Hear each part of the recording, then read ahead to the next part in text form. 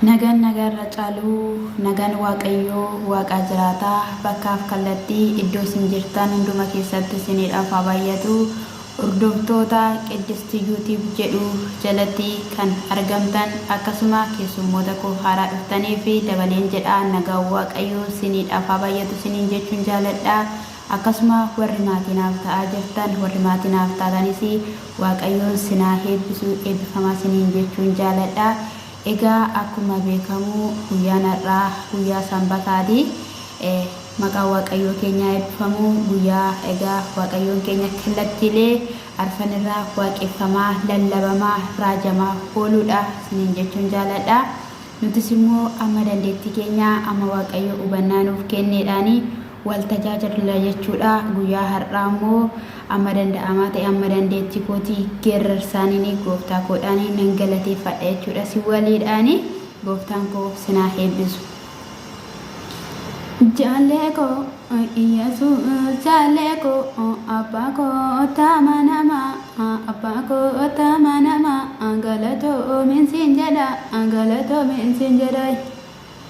ya sadu ko dute ya sachupu ko chupamte ya saya akka ko yakamte ya sandumana batte ya sa andumana batte galato miya Yesus ko Enyure kansi fakatu, enyure kansi madalu, kalati le arfani, anoti la le nabe, wakayo kana magagau, Dinkiraka, dinkiraka, enyu biranganyaka,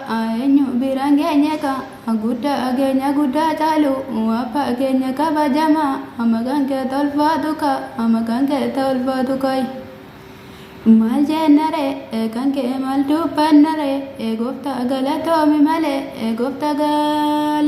male enyu kana akka Yesuuse dugadaten argamu bagani sitti birome anokolu sitti gale Gargarako kambara raginako kambara dukubako kambara gidirako kambara ceboko nadandese Yesuuse nadandese gafta kobula narrandabsane anisu dansi lale abuma keme fate olol jariya Yesuuse kala mirabe kamfira dabe garalitu wallale situme abbatef ilaba kube kase turisa ramiche wangela satirata afeko itilate kani Yesuuse qabdu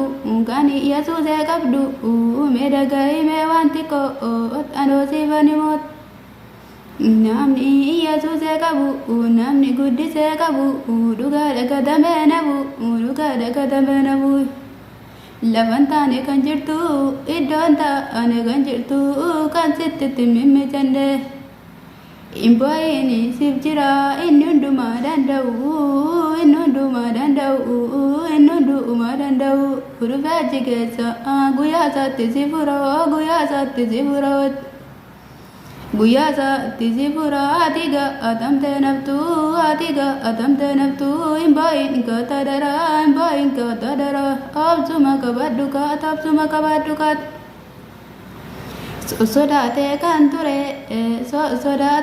ture garbichi waaqayyo bira ormatu nadala jedet Innufeef gooftaan hundumaa danda'u in sodaatii yaa mucaa koo ormi sinaalu jedhe gaafa itti dubbatu inni se eegee dhabe lafa gooftaa isaa hin jenne dhaqee tachi dhaabate dubbate raawwatame waan akka namaa miti Akkuma dubbateefi guyyaa isaa eegee gooftaan dhaqee Abiraamiif raawwate isa Waaqayyoon jenne isa harkasaan fidate akka gadi baasu godhe eeggadhu yaa nama Waaqayyoon eeggadhu abdii keetiin kuutatti iddoon inni siin hin jenne atis addaan dhaabatti anis dhaqeen dhaabadhu gatii nama baasisa wanti Waaqayyo keessa hin jirre gatii nama baasisa. Bakkuma dadhabdetti bakkuma mimmaan kee bubbuuftetti goluma siin mijanne keessatti dhaabadhu eegi Waaqayyoon inni sa'aatii isaatti inni yeroo isaatti harka kee galcha si tuffee jedhe aara galfatee boqota. Obboloota koo Waaqayyo gooftaan bara keessanii fi jireenya keessan adeemsa keessan tarkaanfii keessan haa eebbisu isiniin jechuun jaalladha. Waaqayyo gooftaan koo isin haa eebbisu ayyaanichi isiniidhaaf haa baay'atu kallattiilee arfanirra kan jirtanii Kiristoos ilma Waaqaa isin haa eebbisu jabaadhaa isiniin jechuun jaalladha. Jabaadhaa namarraa abdiin kutatama malee Waaqarraa abdiin hin kutatamu waan ta'eef jabaadhaa iddoo jirtanitti isiniin jechuun jaalladha. Gooftaan isin haa eebbisu. Shaaloom.